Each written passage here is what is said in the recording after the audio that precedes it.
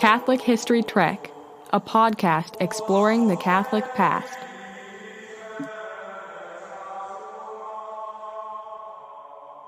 If you follow American college football today, you may realize the schools like Alabama, Clemson, and The Ohio State are the standard bearers of successful programs in the 21st century. These three teams have combined for 10 national titles in the past 20 seasons, and have won the championship in 9 of the past 11 seasons. But if you go back in time, you will find other schools have come and gone as relevant competitors to the national title, no different than empires that have risen and fallen through the ages. In the 1990s, Nebraska and Florida State were alternating national titles, and fellow Florida school, Miami, was dominating the 1980s. But if you go back even farther, you will find a university founded by the Congregation of the Holy Cross was the one who dominated the college football landscape. That school is the University of Notre Dame in South Bend, Indiana. The Fighting Irish, as they are called, captured 4 national titles in the 1940s, with 4 more spread out from the 1960s through the 1980s. Anyone who is familiar with the school or their football program has likely heard of Touchdown Jesus. That is the 134-foot tall mural officially titled Word of Life, which adorns the side of Notre Dame's Hesburgh Library, which faces the football stadium.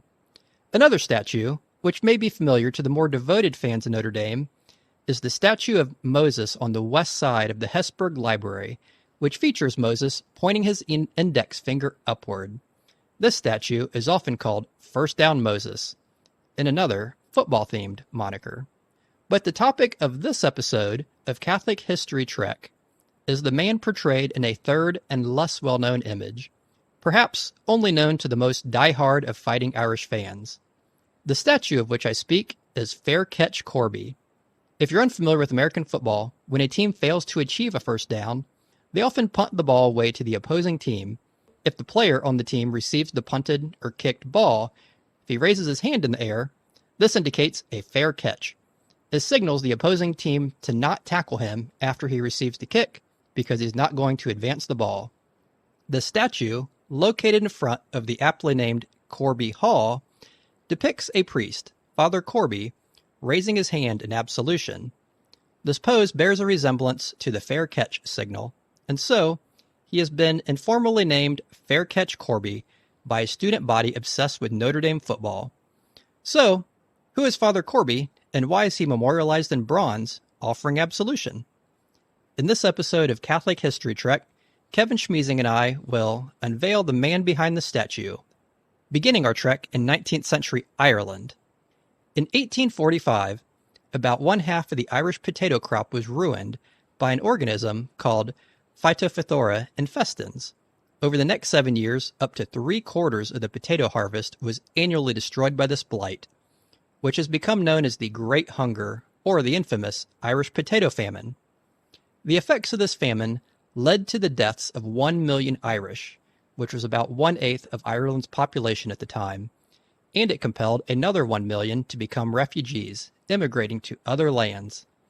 Many of these Irish immigrated to the United States, with the peak of the immigration occurring during the late 1840s through the early 1850s, climbing as high as 200,000 immigrants per year. And while some mistakenly romanticize immigration to America in the 19th century as an open, warm embrace, inspired by the famous line from the Emma Lazarus poem, "Give me your tired, your poor, your huddled masses," the reality was far different.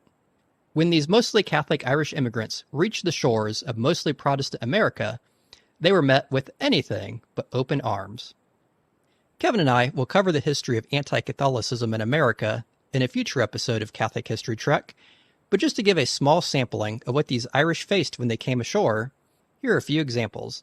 It wasn't uncommon for them to find employment signs posted which stated, "Help wanted, no Irish need apply." Future President Theodore Roosevelt, when he served in the New York State Assembly in the early 1880s, wrote in his diary, "But the average Catholic Irishman of first generation as represented in this assembly is a low, venal, corrupt, and unintelligent brute."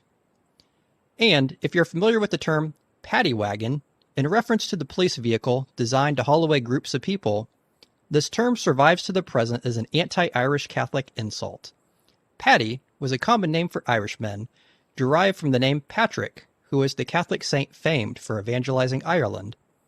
And the paddy wagon was Protestant America's way of degrading the Irish immigrants, or paddies, as nothing more than criminals and thugs who were only good for hauling off to jail. A decade after many of these Irish immigrants arrived in America, the country erupted into civil war. Thousands of Irish immigrants enlisted. And while there are different reasons why they joined the army, a common one was seeking to show they embraced their new country and freed themselves of the anti-Catholic, anti-Irish persecution they had faced since arriving in America. Irish immigrants actually fought for both sides, for the Confederacy and the Union, depending on where they landed and settled, but they mostly fought for the Union side, which is where most of them made their new home. One of these Irish immigrants who fought for the Union Army was Thomas Francis Maher, described by Father Corby as boldly Irish and boldly Catholic, who was not a pious man, but loved his faith. Maher had been involved in the failed Young Ireland Revolution of 1848, which sought to form an independent Irish republic free of British rule. The British government exiled him to Tasmania for his involvement in the movement. But he escaped to America in 1852 and joined the army. As an interesting side note, Maher survived the Civil War and became governor of the Montana Territory, only to die shortly afterwards in 1867, drowning in the Missouri River after falling from a steamboat. When the Civil War began in April of 1861, the 69th New York Militia, which consisted of mostly Irish Catholics, was sent to Washington. Maher served in this regiment as the captain of the 69th Zouave Company. And just to briefly describe what a Zouave is, they were light infantry soldiers who wore European Zouave-inspired uniforms and whose fighting tactics were not the slow, tight formations typically associated with the Civil War, but were more geared to essentially not being easy targets for enemy bullets. In July of 1861, the 69th saw fighting in the First Battle of Bull Run, also called First Manassas, which is generally considered the first major battle of the American Civil War. Under the leadership of Stonewall Jackson, who gained his nickname in this battle, the Confederates stood their ground and repelled Union charges. The Confederates launched a counterattack and claimed a victory, forcing the Union Army into retreat. The 69th New York performed rearguard duty for the withdrawing Union Army as it fled towards Washington. In the First Battle of Bull Run, the 69th's commander, Colonel Michael Corcoran, had been taken prisoner. This resulted in the promotion of Maher to colonel of the 69th New York. Although shortly after they returned to Washington, the 90-day enrollment of the men of the 69th expired, and the men were mustered out of the regiment. Maher envisioned creating an Irish regiment, and many of the men of the 69th New York Militia re-enlisted in what became the 69th New York Volunteers. Although Maher's proposal was not just for one Irish regiment, but for an entire Irish Brigade. The Irish Brigade was formed under Maher's command, consisting of the 63rd New York, the 69th New York, and the 88th New York. Subsequently, two more Irish regiments were added, which were the 28th Massachusetts and the 116th Pennsylvania.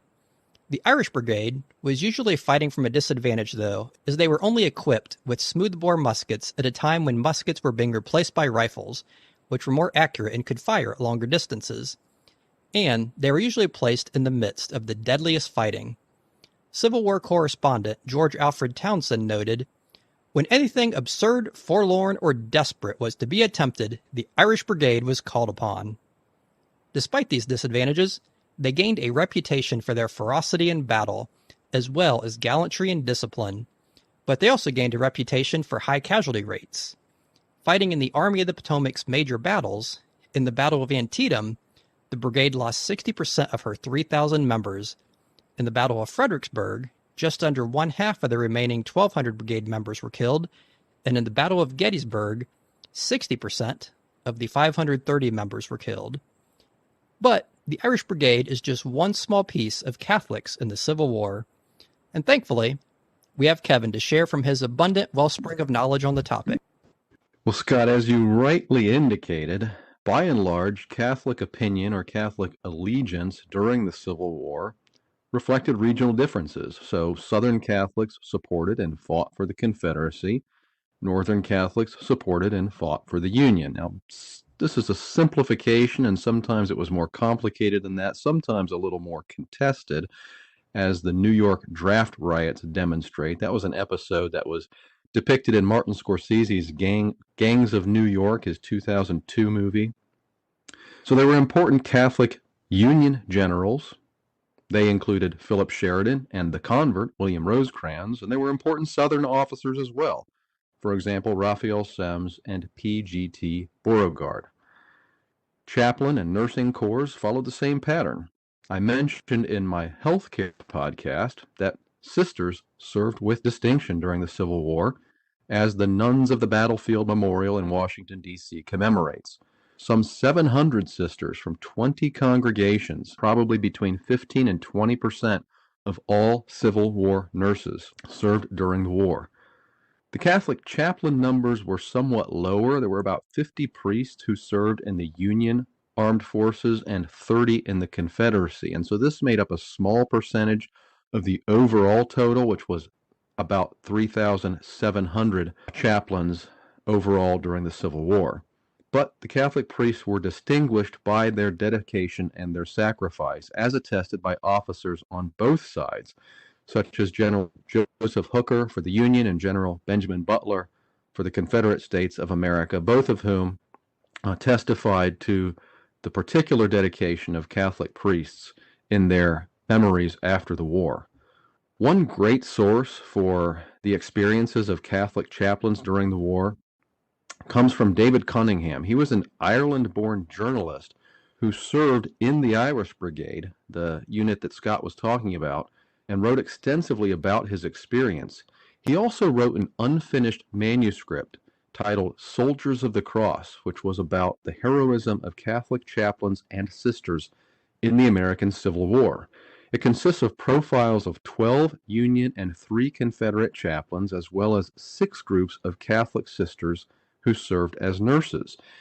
And that manuscript lay in the archives of the University of Notre Dame for nearly 150 years until it was finally published just a couple of years ago in 2019 by Notre Dame Press under the editorship of Father David Endress and William Kurtz. Its cover features the painting Absolution Under Fire, which we'll come back to a little bit later. Among the chaplains highlighted by Cunningham in this book is, finally, with all of the context set, the main subject of this podcast, Father William Corby.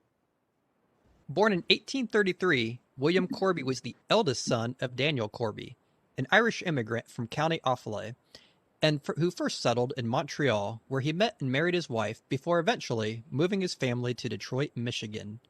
William Corby worked in his father's successful real estate business, but eventually, William and his 2 younger brothers were sent to Notre Dame in South Bend, Indiana, which had recently been founded in 1842. Somewhere between growing up in a family who used its fortune to help establish Detroit parishes and his studies at Notre Dame, William felt a calling to the priesthood and was ordained in 1859. After ordination, Father Corby served as a parish priest and teacher at Notre Dame University. At the outbreak of the Civil War in 1861, the founder of Notre Dame, Reverend Edward Sorin, encouraged his students to enlist in the newly formed Irish Brigade. Sorin also urged William to enlist and minister to the pastoral needs of the men under arms. Father William Corby accepted the challenge of serving the Catholic soldiers as a military chaplain.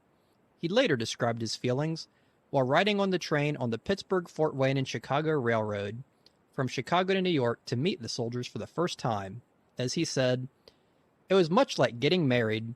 We made the engagement for better or worse, for richer or poor, till death do us part."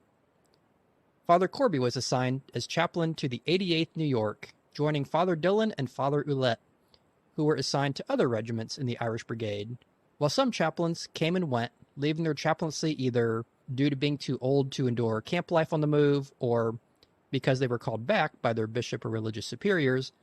Corby served the duration from the time he joined to the end of the Civil War. One thing that Father Corby described during his time that I'd be remiss if I didn't share was his portrayal of something called a military mass. He describes it as celebrated in the ordinary solemn form, according to the rubrics, except the surroundings were different. The mass was held in a church tent, with a great avenue leading to the tent, lined with flags, military emblems, and branches, like a triumphal entry into a city. The congregation was composed exclusively of officers and soldiers, armed for a dress parade, officers carrying their dress swords, cavalrymen carrying their heavy sabers joined by the rattle and click of their every motion from the spurs on their boots, infantry soldiers dressed in tidy uniforms, carrying shining muskets with glittering bayonets, and then a military signal of drum or bugle led the men to fall in, and the men marched precisely into the church tent. In the tent, the priests, vested in rich silk garments embroidered with gold, began the Holy Mass. And my favorite part of Father Corby's description is, at the time of the consecration, if not in the presence of the enemy, cannons boom in various directions, going forth like thunder in the heavens. These military masses were not the norm, though, as the regular Sunday Mass held less brilliant ceremony, and the daily Masses were held early in the morning, allowing the chaplain time to say the office, hear confessions, attend sick calls, and the like. But personally, I do think these sound pretty amazing. At the onset of the war, Army chaplains received no pay, but Father Corby's family provided him with a good horse and fine clothes, which led to him often being mistaken for a general, although his attitude was anything but a general. Instead of remaining back in camp or in a position of safety, Father Corby was often found alongside the soldiers he served, encouraging them forward. It's said that no spot was too dangerous for the priest, who earned the nickname of the Fighting Chaplain. It's also said on one occasion, Father Corby personally met President Lincoln during the war to ask for clemency for a popular member of the Irish Brigade who had been court-martialed and sentenced to death for abandoning his post, getting drunk, and committing a serious crime. Corby described Lincoln as a very tender-hearted man, who said to him, "Chaplain, see here, I will pardon him if General Meade will." Meade, an Irish Catholic himself who had been blocked for promotion on multiple occasions for being Catholic, refused to overturn the court-martial. Meade felt, as many of the other Union generals did, that Lincoln pardoned far too many soldiers. Corby gave communion to the condemned man and stayed with him up to his execution.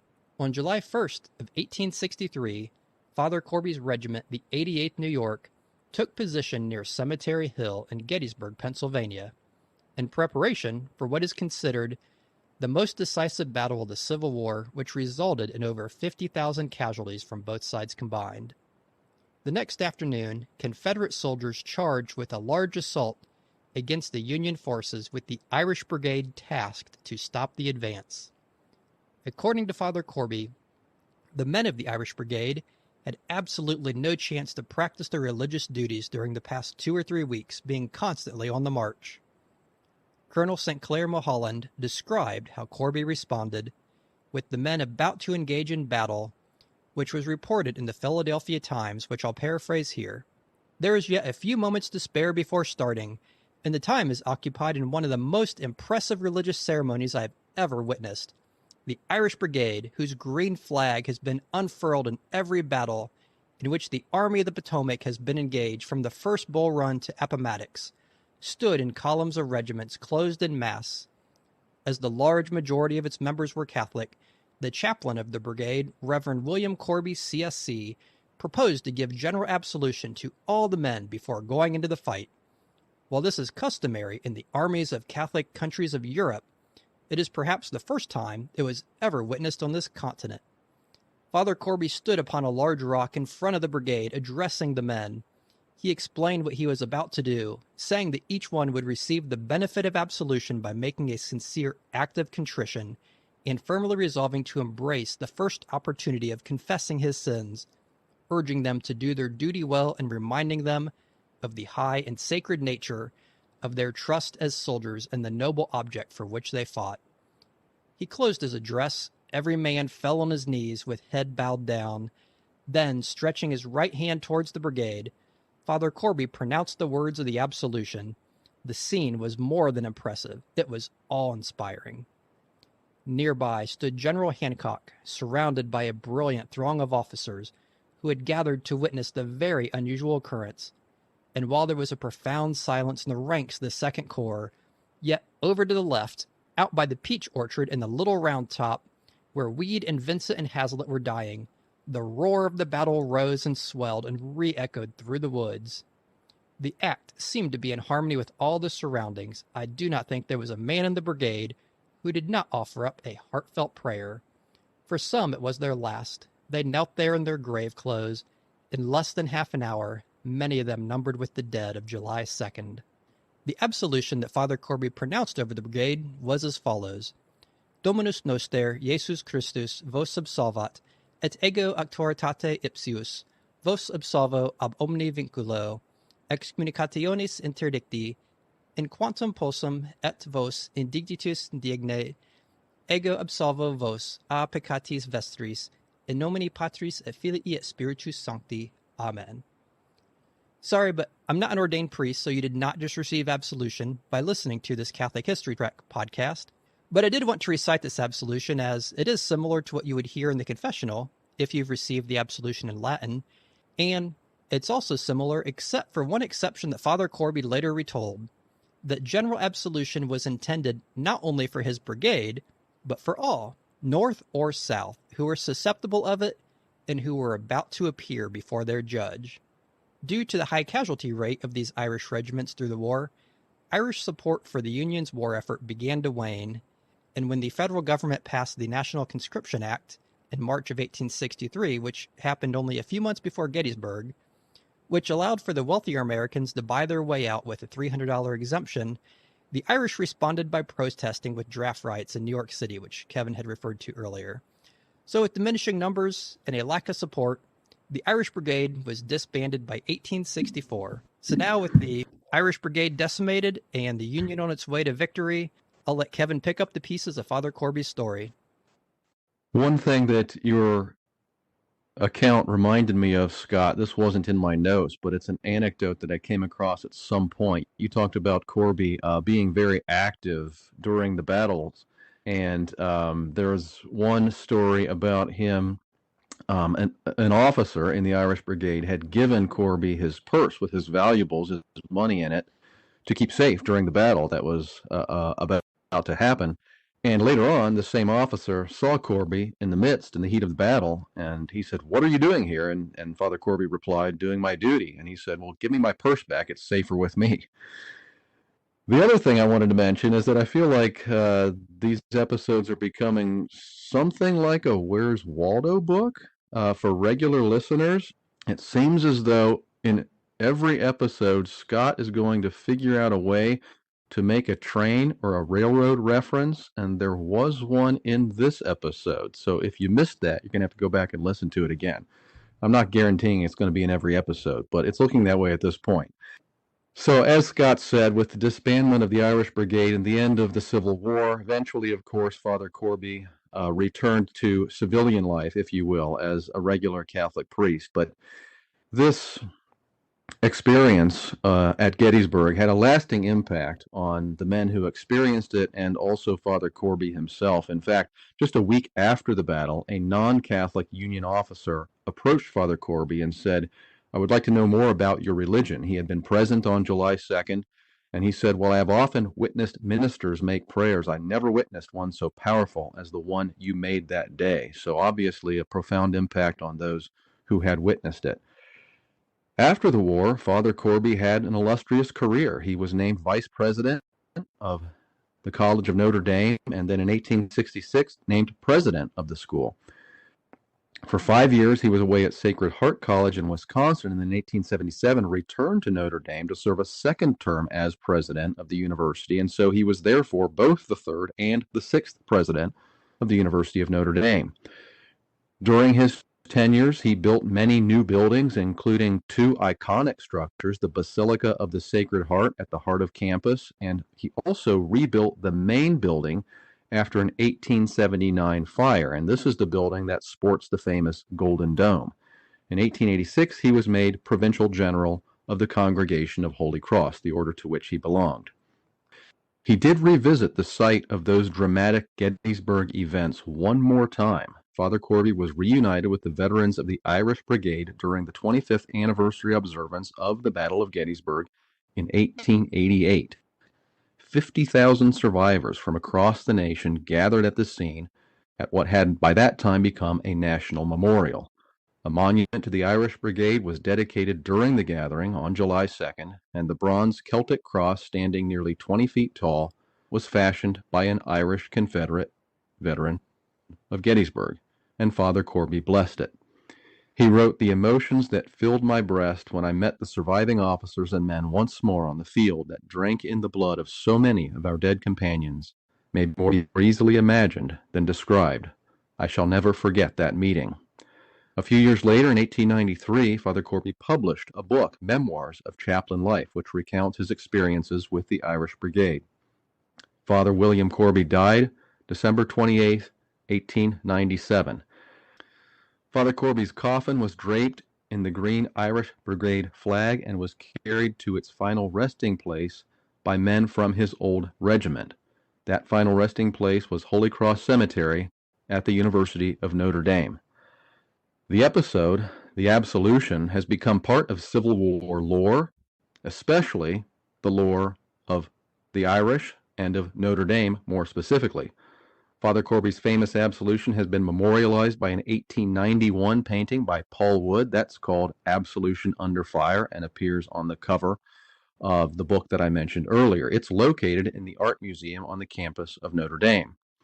In 1910, with funds raised by the Catholic Alumni Association, a statue commemorating Father Corby giving absolution to the troops was dedicated at Gettysburg. This bronze statue was sculpted by a fellow Irish Catholic, Samuel Murray. The statue is said to be mounted on the exact boulder which Father Corby stood on when he was delivering the absolution half a century earlier. A copy of that statue was also made for the University of Notre Dame, and it stands there today in front of Corby Hall. This is the one Scott mentioned earlier, Fair Catch Corby. A final instance of the memorialization of this event appeared very briefly in the 1993 film Gettysburg. This is one of my favorite Civil War movies. There's a brief scene as the Union officers are preparing for action on the morning of July 2nd. They come upon a large group of soldiers who are receiving a blessing from a priest whose back is turned to the camera. Well, that's a reference to the absolution by Father Corby. As Scott indicated earlier, Father Corby would have delivered this famous absolution in the historic language of the Church, Latin, and as usual, we will conclude this episode in Latin with a prayer. Gloria Patri et Filio et Spiritui Sancto. Sic ut erat in principio et nunc et semper, et in saecula saeculorum. Amen. Amen. Thank you for listening to Catholic History Trek. You can reach us at catholichistorytrek@gmail.com.